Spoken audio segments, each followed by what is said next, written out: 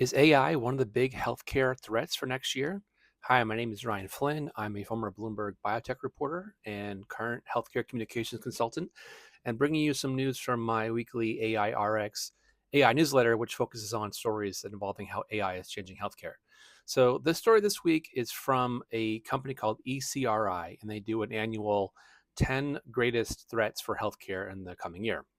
So for this year, the list for 2025 includes the top one actually is risks with AI enabled health technologies. Some of the other risks they mention are unmet technologies that are supporting patients at home, so elderly or seniors, people that need care at home, vulnerable technology vendors, and cybersecurity threats, substandard or fraudulent medical devices and supplies, fire risks with oxygen tanks, dangerously low default alarm limits on anesthesia units, which is a scary prospect. Mishandling temporary holds on medication orders, infectious infection risks and tripping hazards from poorly managed infusion lines, skin injuries from medical adhesive products, and incomplete investigations of infusion systems incidents. So, kind of a technical and in the weeds list, but the first item caught my eye given that it was related to AI.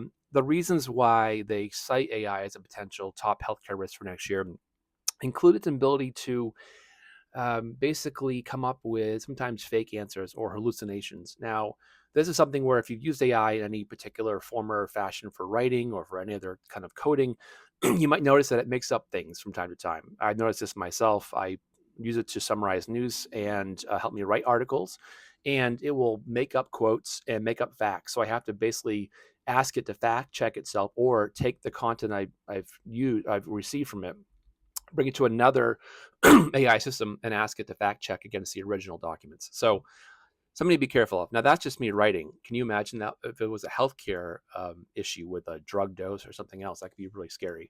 So, for that reason, and it's also for the ability for its inability to basically be flexible with new information or brittleness, or they call it an inability to appropriately adapt when confronted with novel conditions, is another reason why they put AI as a top healthcare concern. And I'm going to read a little bit more from this actual summary because it's a nice kind of look at how they perceive the threat and what people can do to take action. So they say that AI solutions can yield disappointing results if organizations have unrealistic expectations. Obviously, if you expect it to heal the world and it's a kind of overreach of what it can really do. It's good for helping you organize information. It can also help you come up with a better conclusion sometimes, but you have to again fact check it and know what you're giving it. Um, Secondly, failure to define your goals clearly is important.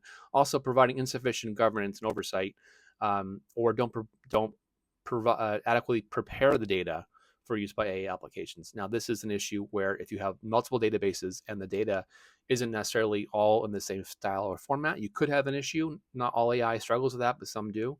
And also being sure that you have a clear goal and what you're looking for from the data set is also important to start it with. The other thing that they talk about is just generally speaking, placing too much trust in AI and basically failing to appropriately scrutinize its output, which may lead to inappropriate patient care decisions. That's the end point of what they're saying is the big issue. So it's an interesting report. Again, it's the organization is called ECRI. It's their top 10 healthcare risks for 2025, and AI was one of the top one. Hope you enjoyed this, and please like and follow for more.